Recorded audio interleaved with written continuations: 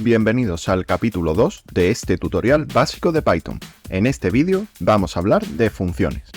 En el vídeo anterior ya vimos algunos ejemplos de llamadas a funciones, como la función print o la función type.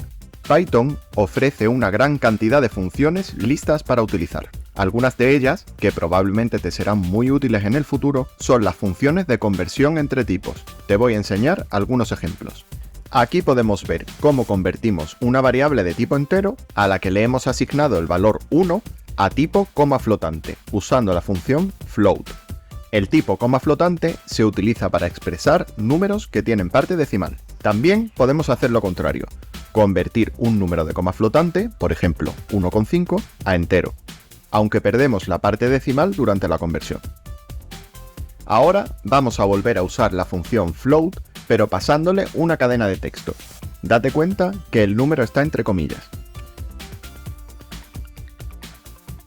Pero en este otro caso, Python no sabe convertir la cadena de texto hola a flotante, por lo que lanza una excepción.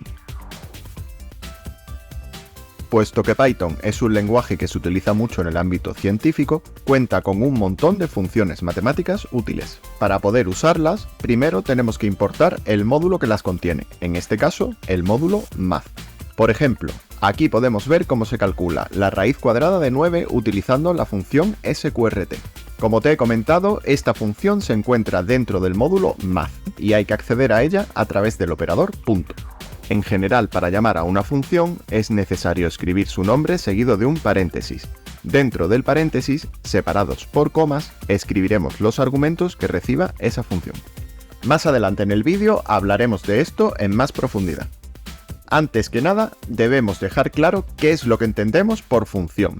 Una función es una secuencia de instrucciones a la que se le asigna un nombre y llevan a cabo una operación concreta. Cuando escribimos una función, generalmente decimos que la estamos definiendo. Hasta ahora solo hemos llamado a funciones que ya vienen incluidas en Python. Ahora vamos a definir nuestras propias funciones. La sintaxis de la definición de una función es la siguiente. Primero, declaramos que vamos a definir una función con la palabra reservada def. Después, escribimos un nombre. Más tarde utilizaremos este nombre para invocar a nuestra función. En este caso, la hemos llamado mi función. Dentro del paréntesis escribiremos los argumentos separados por comas. Ahora mismo, mi función no recibe argumentos, por eso el paréntesis está vacío. Los dos puntos indican el final de la definición de la cabecera de la función. Ahora vamos a ver qué es lo que hace. En Python, el contexto de las funciones, es decir, las instrucciones que pertenecen a la función y no al programa principal, se delimitan poniendo un tabulador antes de cada instrucción.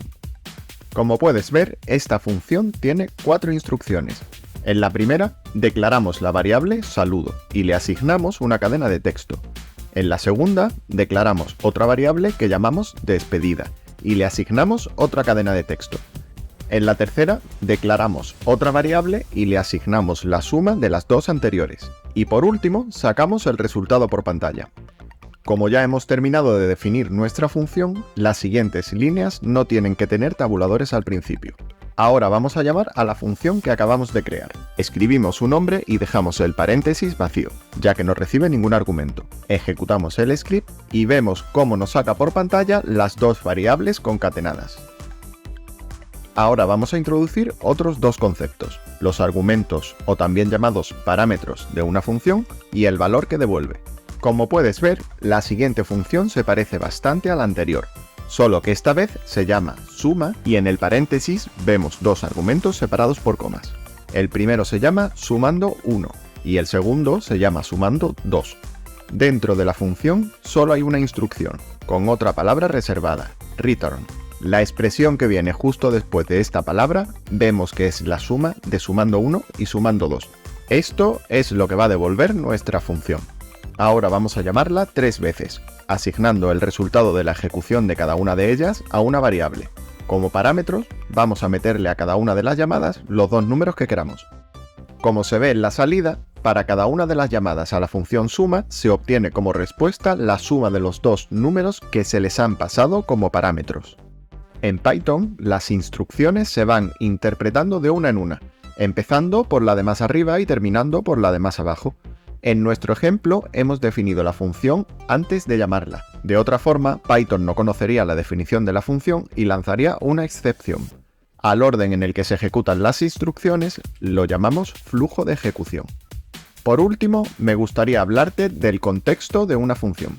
Llamamos contexto al espacio de memoria donde se guardan los recursos que la función necesita para ejecutarse, como por ejemplo variables o incluso otras funciones. Aunque a priori este concepto parezca difícil, en la práctica es muy fácil.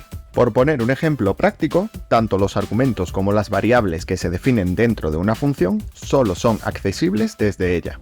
Para demostrarlo, vamos a tomar el ejemplo anterior y vamos a copiar el argumento sumando 1 a una variable dentro de la función.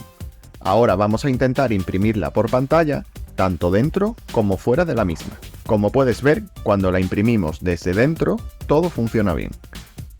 Pero cuando la imprimimos desde fuera, la variable no es accesible. Como la variable está definida dentro del contexto de la función, no se puede ver desde otro contexto más externo. Espero que te haya resultado útil el vídeo. Como siempre te digo, suscribirse, dejar un like y un comentario me ayuda mucho a seguir haciendo este tipo de contenido. Si no quieres perderte el siguiente episodio, donde hablaremos sobre condicionales, no te olvides de activar la campanita. Nos vemos en el siguiente vídeo.